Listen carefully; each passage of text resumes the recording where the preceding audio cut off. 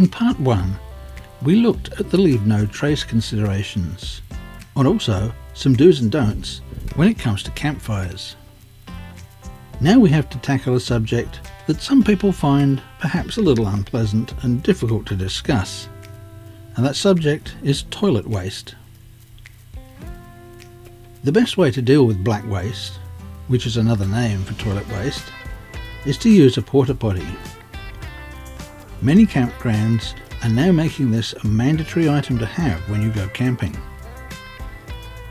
If you use a portable toilet, then please do not empty it into long drop toilets or other toilet systems that rely on natural means to break down the waste. The chemicals used in portable toilets destroy the bacteria necessary to break down the waste and cause these systems to come to a grinding halt. Dispose of black waste in proper dump points. There are many of these disposal sites around WA now, so there's no excuse not to use them. If you're out in more remote areas, then make sure you have a long-handled shovel with you, and dig deep holes and dispose of the waste that way. Keep black waste away from water sources like rivers and dams. While we're on the subject of poop, please clean up after your dogs in campsites. Stepping on dog poo is not a pleasant experience, and you could find that your pooch has been banned from the site next time you want to go camping, if you continue to let them lay barkers' eggs all over the place. The next section deals with getting to and selecting a campsite, and the things you should avoid doing and the things you should be doing. Firstly, try not to camp on top of others. If there are plenty of sites available, and you have a choice, pick a site that isn't right on top of somebody else. We've had this happen to us a number of times, and it really isn't appreciated.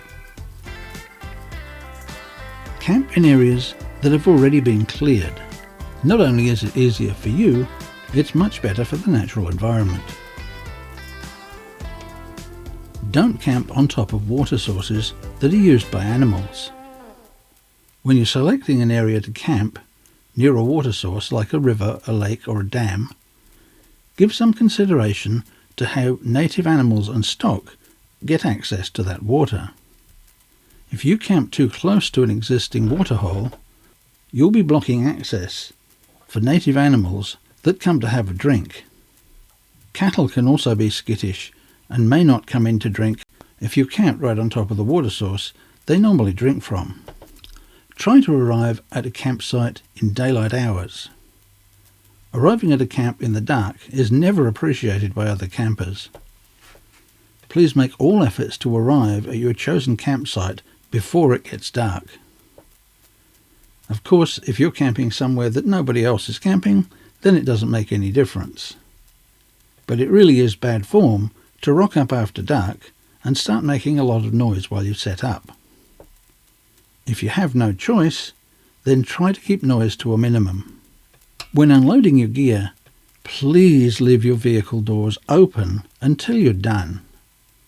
I've lost count of the times where we've been listening to people slam the doors of their cars over and over again as they get something out, close a door, open it up, get something out, slam the door shut again, on and on and on. Just leave those doors open until you're finished unloading. If it's safe to do so, turn your headlights off as you come into the campsite and just use the vehicle's side lights. Never camp in a riverbed. It doesn't matter how dry it looks or how clear the sky is. Rain can fall a long distance away, and the water can come rushing down in a torrent. If it hits you in the middle of the night, you're going to be in serious trouble. Don't use soap or detergent within at least 50 metres of a dam or stream. This will pollute the water and kill native animals that need the water to live. Frogs are especially susceptible to any kind of pollution. One of the real biggies is don't walk through other people's campsites. This is a really big no-no on all campsites. Someone's camp is like their lounge room. Don't go and walk through it. There are many campsites in WA that cater specifically for self-contained vehicles. If you are not self-contained, don't camp there. Ignoring this rule will end up having these sites closed down. Don't be selfish. There are plenty of sites for other campers. Stay out of self-contained sites if you're not self-contained. A lot of free camps have existing facilities, so don't block them. We've been to sites where there's a local fire brigade shed. It's very important to stay well clear of anything like that so that it can be accessed when it's needed. Areas like dams are often used as recreation sites by the locals.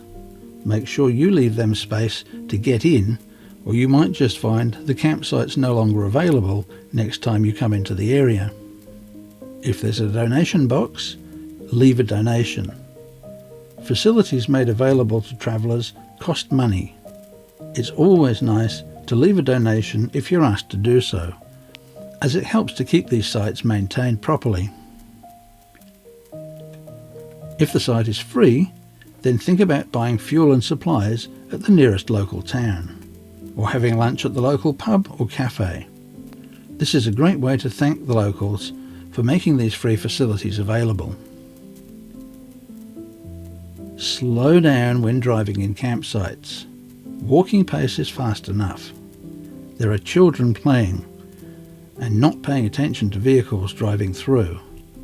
Driving slowly reduces the risk of nasty accidents. Don't leave food scraps around to attract animals.